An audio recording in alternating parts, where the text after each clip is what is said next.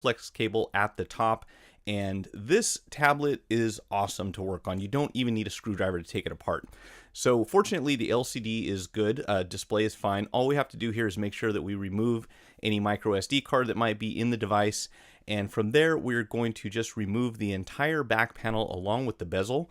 So you want to have a few pry tools on hand. I recommend you get something that's slightly flexible. So we have guitar picks that are generally also, you can have an ISSM on hand just in case, but you probably will not need it. What I usually do is just kind of push down in between the glass and the bezel, and as you can see, these flexible picks will actually let you kind of go around the corners.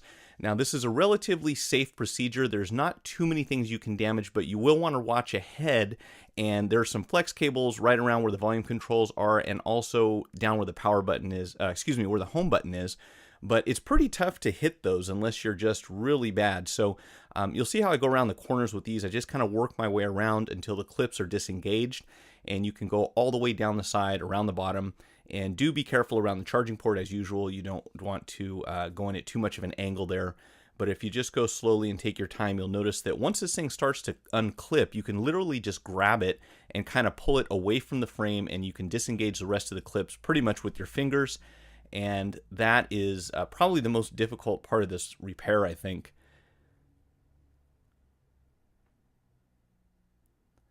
So from here, we can just remove the rear housing, and you'll see there was that flex cable there and at the top. And of course, the top one we're not too worried about, but you never want to cut through those with your pry tool. We'll set the housing aside for now. And the first thing we want to do is go ahead and disconnect the battery. So if you look down there at the bottom, there's a small piece of capped on tape that you'll have to peel back. And I usually get it started with a pair of tweezers, and once you have that pulled up a little bit, you can usually grab it with your hands and just go ahead and peel it all the way off.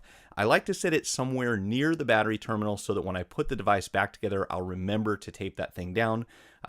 When you go here underneath the pop connector, be very careful. You don't want to pry it at an angle. You want to get all the way underneath this and kind of lift it up gently all at one time. If you pull it from one side, you'll see in my next video that'll be coming up pretty soon, is that it's really easy to break that.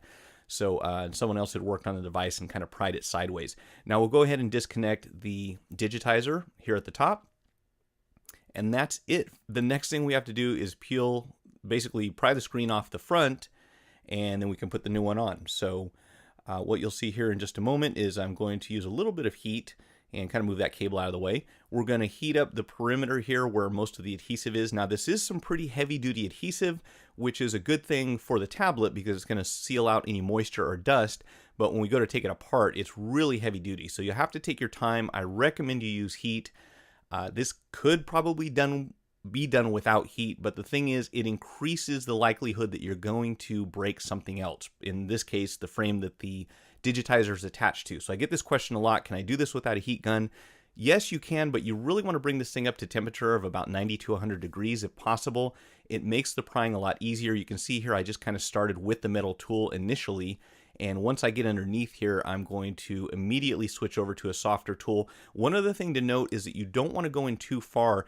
Basically, the end of where that white stripe is as far as you want to go. If you go further than that, you're going to push adhesive onto the display, and it'll make it very difficult to clean, because when you get anything sticky on an LCD or an AMOLED, it makes a big mess and it's not fun to clean up. So don't pry too far inside. Just use that white line as a guide.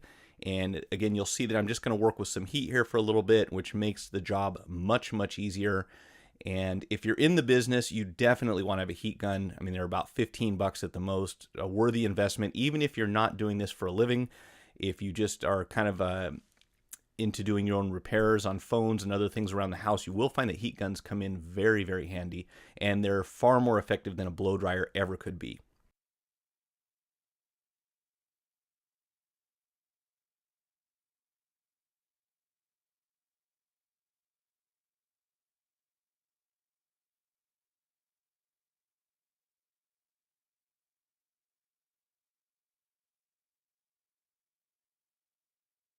All right, so we're going to speed things up here a little bit so we can just kind of move through this. As you already know, it took a little bit longer, so just patience and persistence. And once this thing starts to come apart, you want to be really careful that you don't let any glass fall down in between the lens and the LCD. And also you'll see here in just a moment, I will put on some rubber gloves. I recommend you do this before you get anywhere near the LCD. The last thing you want to do is get fingerprints on those things. They're just a headache to clean off. So again, you'll see that this adhesive is very, very sticky. And in fact, sometimes it sticks between the frame or the housing and the lens, which is why I've got the blade in there. I'm going to go ahead and cut through any of that stuff that's just kind of holding it together and keeping me from being able to separate the two. And then you'll see I go down the front, very shallow pry in order to get past the adhesive. And we are going to have to transfer this home button over from the old digitizer to the new one. Go ahead and set it down here for the moment. But we do want to go ahead and remove all of the residual adhesive because our replacement part comes with the adhesive stuck to it. Canned air will definitely come in handy for removing the dust.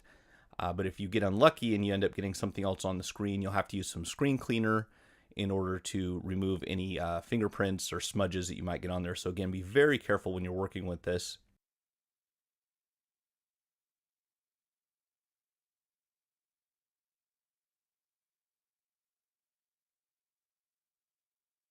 All right, so you see I went in and put my gloves on here because we don't want to touch the LCD, and we definitely don't want to touch the inside of this new digitizer. Hopefully it doesn't have any fingerprints. Every once in a while they come from the factory and they've already got blemishes on them, which is very frustrating. For that reason, I recommend you check carefully before you attach this. This is some really, really heavy duty adhesive, and once you stick it on there, you don't want to pull it apart again. It's not impossible, but it makes things messier and you don't get quite as good of a seal ever the second time. So you see I'm just very carefully brushing off anything that I see, and apparently I had one little smudge up in the top left-hand corner there that I had to kind of buff out. And it always seems as if dust just constantly falls while you're working. So my recommendation is to get this new screen on as soon as possible once you know you've got your surface clear. Of course, remember to put your home button on. If you don't, you're going to hate life.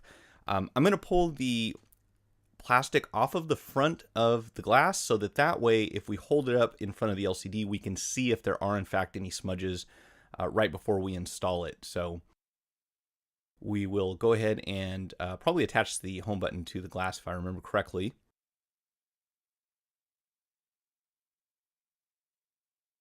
So this one had a very thin strip at the top and a very thin strip at the bottom, or I'm sorry, that one actually went all the way around. So once you remove this, you'll go ahead and set the home button inside the digitizer. And our last thing that we'll need to do is go ahead and peel that plastic off on the inside. And that's always tricky to get a hold of.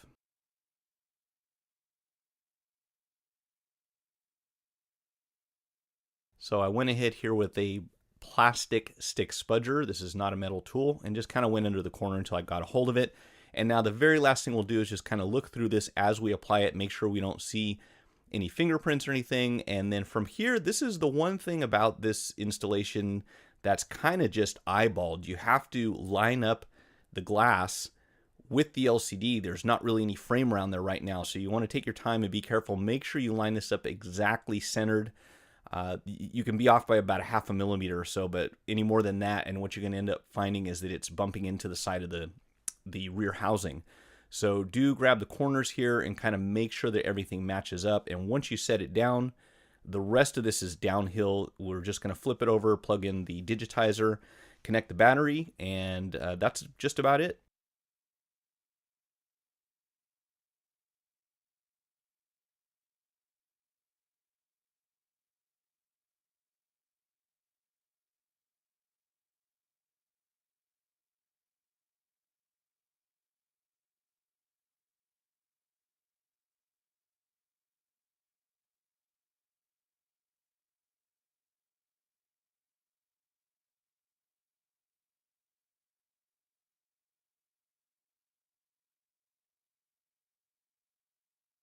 All right, remember to put your tape back over the battery terminal.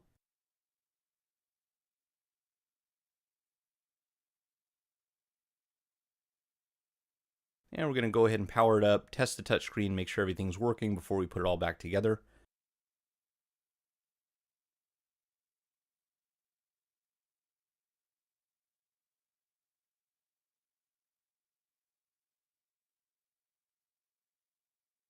And the last thing you're going to notice is that when you go to put this panel on the back, the clips are a little bit funny on this device. So pretty much on the left-hand side, which will, when you're looking at the tablet from the front, the left-hand side, you have to really just go all the way around this thing and make sure it snaps in all the way.